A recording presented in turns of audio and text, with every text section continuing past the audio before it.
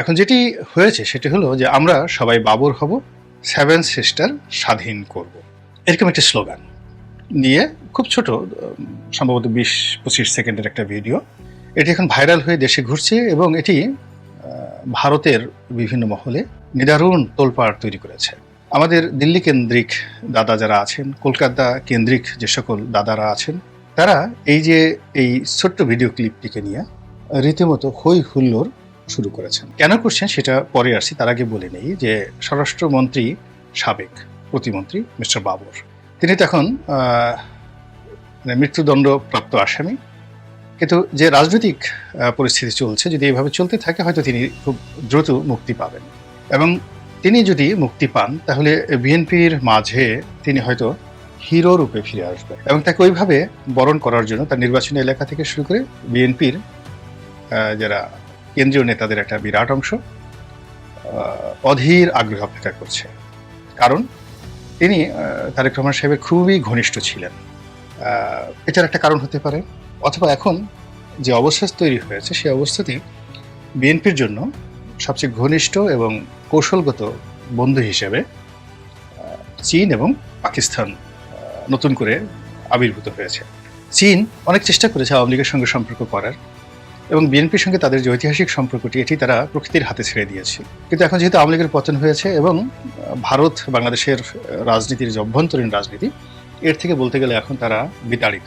এই জায়গাটি দখল করার জন্য চীন অবশ্যই বিএনপির সহযোগিতা চাইবে। এর কারণ হল ডক্টর মোহাম্মদ ইউনূসের নেতৃত্বে যে অন্তর্বর্তীকালীন সরকার রয়েছে, সবাই জানেন যে তারা সকলেই পশ্চিমা মদতপুষ্ট। আমেরিকা এবং ইউরোপের দেশগুলোর সঙ্গে এদের সবারই সম্পর্ক ভালো। ফলে এখানে তাদের মাধ্যমে, অর্থাৎ এই এখন যারা ক্ষমতায় আছেন তাদের মাধ্যমে চীন যে বাংলাদেশের রাজনীতিতে ঢুকতে পারবে না। এখানে আমেরিকার একটা প্রভাব থাকবে, এবং আমেরিকা এবং চীনের মধ্যে যে গুরুতর সম্পর্কের অবনতি, তারই প্রেক্ষিতে চীন দীর্ঘমেয়াদে তাদের যে স্বার্থ, সেই স্বার্থ বিএনপির মাধ্যমে বাস্তবায়িত করতে চাচ্ছে। এবং ইতিমধ্যে দেখেছেন যে চীনা রাষ্ট্রদূত বিএনপির মহাসচিবের সঙ্গে দেখা করেছেন। এর বাইরে বিএনপির নেতৃবৃন্দ চীনের কৌশলগত মিত্র, এবং বিএনপির কৌশলগত মিত্র সেটা হলো পাকিস্তান। রাষ্ট্রীয়ভাবে পাকিস্তানের সঙ্গে এদের ঐতিহাসিক সম্পর্ক রয়েছে, চীনেরও রয়েছে আর বিএনপিরও রয়েছে। এই সম্পর্কটি এই সময়টিতে এসে একেবারে খোলামেলা হয়েছে। আওয়ামী লীগ একসময় বলতো যে চীনের না, ঠিক বিএনপিকে বলতো আইএসআই এর এজেন্ট। বাংলাদেশে যেমন ডিজিএফআই আছে, তদ্রূপ পাকিস্তানের যে সেনা গোয়েন্দা সংস্থা আইএসআই, তার এজেন্ট হিসেবে বিএনপিকে তার আখ্যা দিত। পাকিস্তানের গুপ্তচর হিসেবে শহীদ প্রেসিডেন্ট জিয়াউর রহমানকে নিয়ে আওয়ামী লীগের যে বিষোদ্গার, এটি কোন পর্যায়ে ছিল আপনারা সবাই জানেন। কিন্তু এখন আওয়ামী লীগের এই যে চরম দুর্দশার এই সময়টিতে আইএসআই নিয়ে পাকিস্তান নিয়ে একটা টু শব্দ উচ্চারণ করার মতো অবস্থা এই বাংলাদেশে এই মুহূর্তে কারোরই নেই। এবং এই যে একটা ভ্যাকিউম চলছে, এই জায়গাটিতে মূলত চীন এবং পাকিস্তান ঢুকে পড়েছে, এবং বিএনপিও রাজনৈতিকভাবে শক্তিশালী হওয়ার জন্য তাকে এই দুটো সুযোগ নিতে হচ্ছে। এর কারণ হলো বিএনপির কাছে স্পষ্ট যে ভারতের সঙ্গে তাদের বন্ধুত্ব হবে না, অন্তত ক্ষমতায় যাওয়ার জন্য হবে না। কাজেই ভারতকে প্রতিপক্ষ ভেবেই মূলত তারা চীনের সঙ্গে এবং পাকিস্তানের সঙ্গে সম্পর্ক স্থাপন করার জোর তৎপরতা চালিয়ে যাচ্ছে। বিষয়টি এখানকার যে ভৌগোলিক গুরুত্ব এবং এখানকার যে অভ্যন্তরীণ রাজনীতি, এতে যথেষ্ট উত্তেজনা সৃষ্টি করবে, নতুন মাত্রা এখানে যোগ করবে।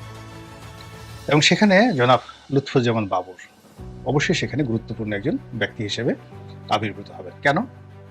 আপনারা জানেন যে 10 ট্রাক অস্ত্র মামলা, এই অস্ত্র মামলায় তিনি সাজাপ্রাপ্ত আসামি, এবং তার সঙ্গে আরো অনেকেই সাজাপ্রাপ্ত হয়েছেন।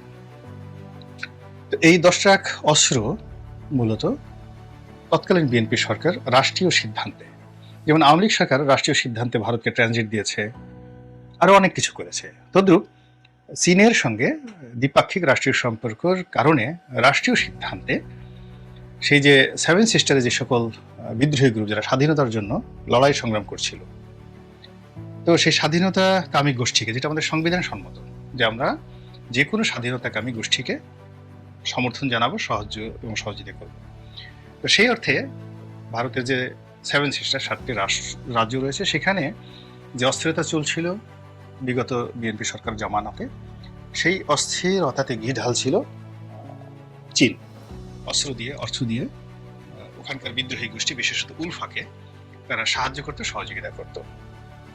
তো সেই উলফার হাতে লড়াই করার জন্য যে অস্ত্র, যেটা চীন এখন ধরেন মায়ানমারে দিচ্ছে, সরকারকেও দিচ্ছে, বিরোধী গ্রুপকেও দিচ্ছে, এবং অনেক দেশই তারা দেয়। তো ওইভাবে উলফাকে দিচ্ছিল, এবং সেই অস্ত্র যে চালানটি, অস্ত্রের যে চালানটি, এটি বাংলাদেশের বন্দর ব্যবহার করে খালাস করা হচ্ছিল। মূলত এই বন্দর দিয়ে সেই 10 ট্রাক অস্ত্র ভারতের সেই বিদ্রোহীদের হাতে চলে যেত, এবং সেটি যাকে বলা হয় একেবারে ঠিক মাসুদ রানের স্টাইলের বা জেমস বন্ডের স্টাইলে ভারতের গোয়েন্দা সংস্থা এই বিষয়টি ধরে ফেলে, এবং এটি এমনভাবে পত্রপত্রিকা এসে যায় যে ওটিকে হজম করার ক্ষমতা আসলে ওই সময়ের প্রেক্ষাপটে সরকারের ছিল না। কিন্তু এখনকার জমানা হলে সরকার স্পষ্টতই বলতে পারতো যে হ্যাঁ, আমরা এই কাজগুলো করছি, এবং এটা আমাদের রাষ্ট্রীয় সিদ্ধান্ত, যেভাবে শেখ হাসিনা করেছেন। তো সেই ঘটনার প্রেক্ষিতে মামলা হয়েছে, এবং পরবর্তীতে ওই ঘটনাকে কেন্দ্র করেই বাংলাদেশে 1-11 হয়েছে, বিএনপি সরকারের পতন হয়েছে, এবং সেই ঘটনাকে কেন্দ্র করে আওয়ামী লীগ সরকারের উপর চাপ প্রয়োগ করা হয়েছে যেন এই 1-11 যারা কুশীলব তাদেরকে, এবং এই 10 ট্রাক অস্ত্রের মামলা যারা কুশীলব তাদেরকে শাস্তির আওতায় আনা হয়। তো সেইভাবে আওয়ামী লীগ সবকিছুই ভারতের কথা মতো করেছে।